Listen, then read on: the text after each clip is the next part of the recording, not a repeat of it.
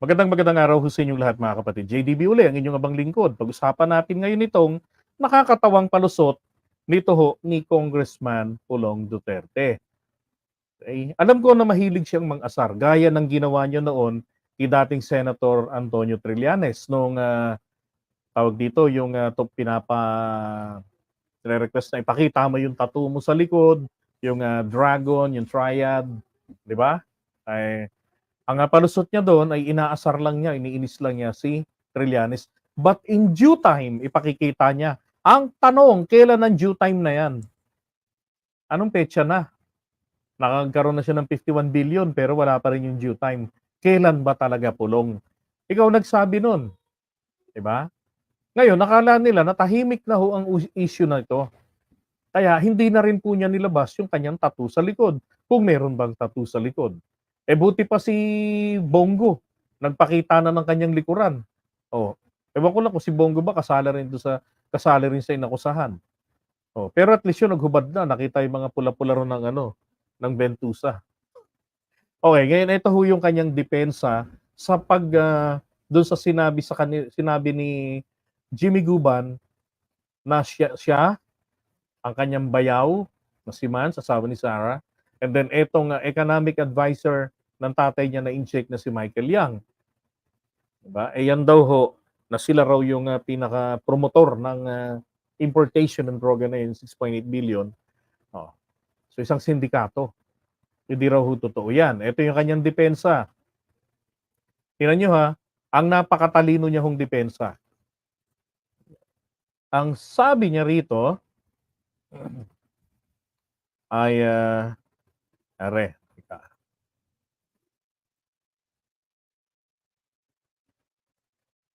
sabi niya dyan hindi ko po kilala si Jimmy Guban at sigurado ako na hindi rin niya ako kilala. Kilala ka nga kaya ka nga naituro eh. Kilala ka. Paano mo na sigurong hindi ka niya kilala? Eto, may sagot yan kung bakit eh. Sinasabi niyang sinasabi niya na, at sigurado ako na hindi rin niya ako kilala. Mamaya.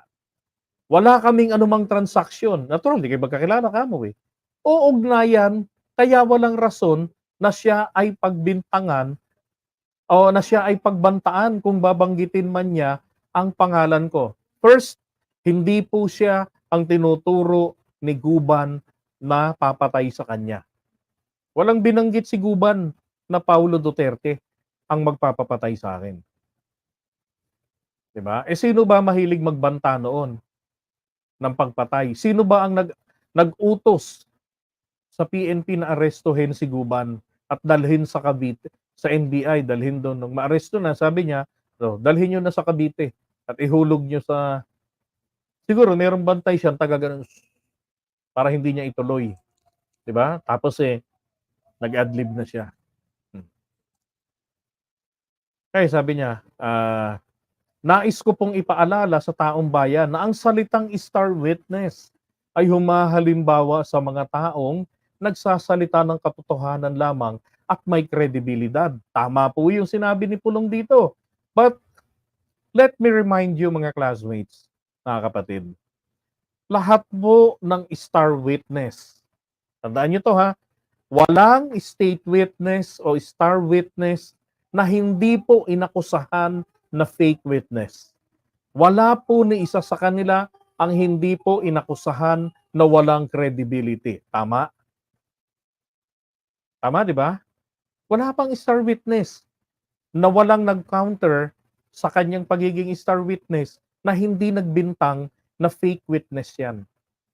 Na fake star witness yan. Lahat ng star witness inakusahan ng fake news din. Na fake witness. Sabi niya, ay humahalimbawa sa mga taong nagsasalita ng katotohanan lamang at may kredibilidad. Matitest yung pagiging star witness nila dahil yung kanilang statement sa mga hearing katulad nito sa Kongreso at sa Senado o sa Korte ay matitest yung kanilang mga statements. Doon malalaman kung sila ay nagsisinungaling o hindi. Pag hindi, therefore, meron silang credibility. Kapag nagsisinungaling, alang credibility. Tanggal sa star witness. 'Di ba? Ito pa ngayon matindi, sabi niya, "Hindi po si Jimmy Guban ang taong 'yan." My God, tama ba? Hindi po si Jimmy Guban ang taong 'yan, sapagkat siya po ay nai-contempt na ng Senate Blue Ribbon Committee dahil sa kanyang pagsisinungaling. Ano bang pagkakaintindi ni Pulong kapagka na-cite in contempt ka, forever kang nakakulong? Life sentence? 'Di ba? Moses, ano sa tingin mo? Ano sa tingin mo? Kapagka na-cite in contempt ba, forever kang makukulong? Kayo po mga kapatid, let me ask you, kailan po, hanggang up to which point, hanggang kailan po ang hangganan ng pagkakakulong ng na-cite in contempt? Sige nga ho, Putragis, imposibleng hindi nyo masasagot yan ha. Lagi tayo magkakasama rito. Sige nga ho, pakisagot po. Oh, yung hindi nakakaalam, paki-type 1 po para sabihin ko na sa inyo kung hanggang kailan matatapos ang pagkakakulong ng nasa contempt. Oh, okay? Kung hindi naman kayo magta-type 1, sabihin niyo po hanggang kailan matatapos ang pagkakakulong ng na-cite in contempt. Okay. Kapag natapos na ang pagdinig ng sa investigasyon, doon po natatapos. Okay? Eh matagal nang natapos yung hearing na yan eh. Oh, eh di nakalaya na po si Guban, nakulong na nga eh. Nakulong na si Guban, di ba? Oh, okay? At saka bukod po doon sa pag natapos yung pagdinig, kapag ka nagkaroon ng bakasyon sila, halimbawa, break, pinapakawalan po nila. Ganon ang nangyayari.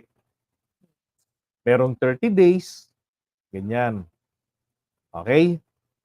So, anong pinagsasabi rito ni Pulong? Na hindi po si Jimmy Guban ang taong yan, sapagkat siya po ay nai-contempt na ng Senate Blue Ribbon Committee. At bakit? Kapag ka nai-contempt, patay na ba? Patay, binibitay ba? Hindi rin naman. So saan po nanggaling itong sinasabi niya? 'Di ba? Na hindi si Jimmy Guban yan. Tapos ang kanyang dahilan lang kasi na-cite in contempt. Ayos ah. Naiintindihan ba ni Pulong ang ibig sabihin ng contempt? Ng cite in contempt? Anong parusa nito? Eto pa. Klaro po na walang kredibilidad ang taong yan at walang basihan ang kanyang mga sinasabi noon pa man. Kaya di ko po alam kung bakit bigla po siyang naging star witness dito. Well, that is your perfect time to cross-exam, to confront him. That is your constitutional right. Constitutional right yan ng akusado na makakompronta niya ang kanyang accuser. Then, pumasok ka, Pulong. Ipatatawag ka, dumalo ka. Yun ang pinakamaganda rito. Diba? Kami ba nagtataka rin eh. Nagulat nga rin kami. Ako nagulat. Bakit all of a sudden, bigla na lamang sumulpot siya doon. Yun pala. Siya pala siya pala po yung surprise witness ng Quadcom. Pinagplanuhan ba ang lahat ng ito ng Quadcom? Ako po'y naniniwala na pinagplanuhan ito para madali hong maintindihan ng taong bayan after they have figured out na magkakakonek-konekta ang lahat ng nangyayaring kamalasan na to sa ating bansa at kung bakit nananatili ang existence ng illegal drugs sa bansa natin. At kung bakit meron pa rin, malakas pa rin. Sabi nga nila. Tapos sabi nila marami na silang napatay, marami nang na-neutralize. Pero bakit parang walang nagbago? 'Di ba? Kaya ho binuo itong Quadcom. Para i-booking ang mga mastermind ng lahat ng ito. At eto na, nabanggit na kayo. And I'm sure meron pang marami pang mapapangalanan dyan. Noon pa, panahon pa na ni Duterte, alam na yan ng mga kongresista, alam na yan ng mga senador.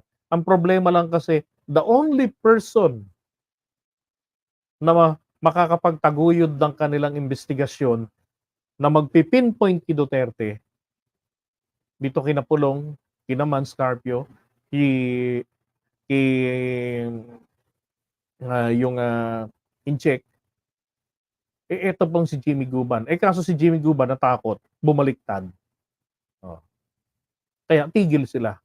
Kaya yung sinasabi niya na hindi niya kilala, anong kalokohan ito? Peke na Jimmy Guban ang lumitaw? Bakit? Sabi niya, nais ko din po sanang makita ang kanyang sinumpaang salaysay upang mapag-aralan din namin ng abogado ko.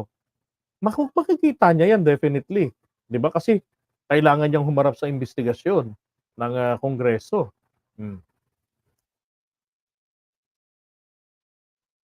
Dahil ba magkaiba na itsura nila? Kaya ba sinasabi nito ni Polonsky na peke o hindi yan si hindi yan si Jimmy Guban? Hmm. Kasi ang itsura iba na. Noong 2018, eto po si Guban, yan, makapal pa ang buhok. Tapos ngayong 2024, eto na si Guban, semi-kalbo na ang buhok. Pero kung titignan niyo naman po, etong parte ng sa ilong niya, 'di ba? Oh. Tumutugma yan oh. Oh, eto yung kilay. Ayan oh. Oh, nagma-match teka. Anuhin natin 'to, palakihin natin.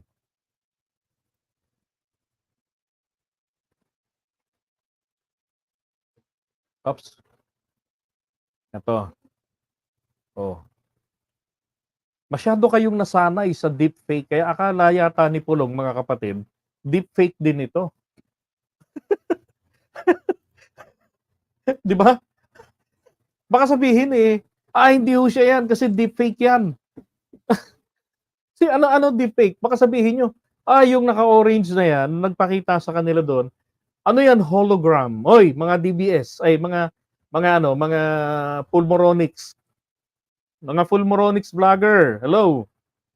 Anong tawag niyo rito sa sinasabi ni Pulong? Idepensa niyo nga.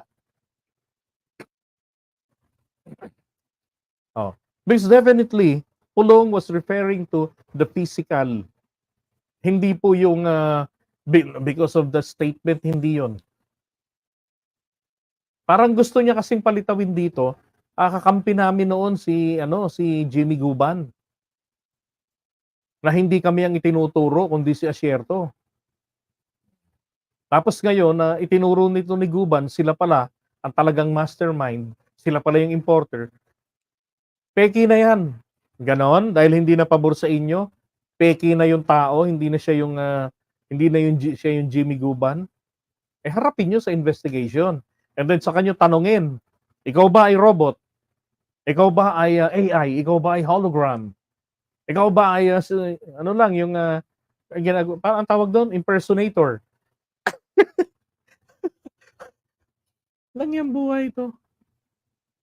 Ano yan, ipa-fingerprint at ipa-DNA test ni Pulong yan. Oh. Yung buhay ito. Tsaka isa pa, ang lakas maghamon ni Pulong ng drug test. Tandaan niyo mga kababayan, ang mga drug lords, hindi po yan nagpapakalulong sa kanilang binibentang produkto na illegal. Bakit? Baka malugi. Pag naging talamak sila, baka sila mismo, malugi. Oh. Yeah, that's correct. Si Michael yan nga isa. Diba? Alang iya, oh. Oh my goodness. Peke. Natural magbago itsura nung mama kasi nga taon ng binilang. 2018, ngayon 2024. Ilang taon yun? O, 6. O, 5 taon, ganun, mahigit.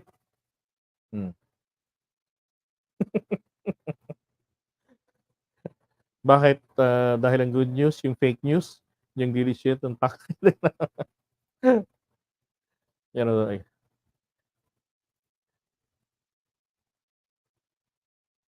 Hindi po siya si Bicoy. Iba po si Bicoy. Fake Jimmy Guban ba? Nasaan ang delicious sa pagtanggol niyo si Pulong at Man Scarpio?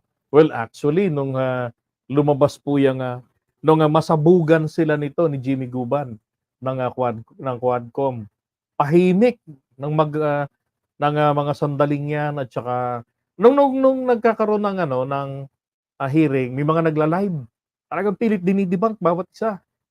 Nung, sumabog na ito, lumitaw na si Guban, tahimik na sila, hirap na mag-research. Nag-aabang na sila ng ibabato na pang-debunk. Ang pang-debunk nila ngayon, yung, kasal o ninang si Leni Robredo do'n sa anak yata nito. So ano na naman 'to, guilty by association, gano'n. Baka nakakalimutan nila, 'di ba? Eh, hindi naman po puwedeng sabihin na itong taong ito, yung kanyang pamilya, yung kanyang mga anak, eh, wala ng buhay. Ibig sabihin, eh, kumbaga para silang mga takot na sa madla. Ano bang gagawa niyo kung 'di ba? Kung ang maging maka-association nila ito sila Leni Robredo. Alangan namang si Duterte naka-associate yung mga anak ni Guban dun sa mga anak ni Duterte o kaya sa mga apo-apo, 'di ba? Katarantaduhan. Oh, ang grabe yung pang-debunk nila Mr. Sasot. Yan ang, ano ni Mr. Sasot dito, tsaka nito ni Pocahontas. Pang-debunk nila, grabe ang talinong pang-debunk, 'di ba? Ay naku, my goodness. Okey, so iwan muna natin 'to.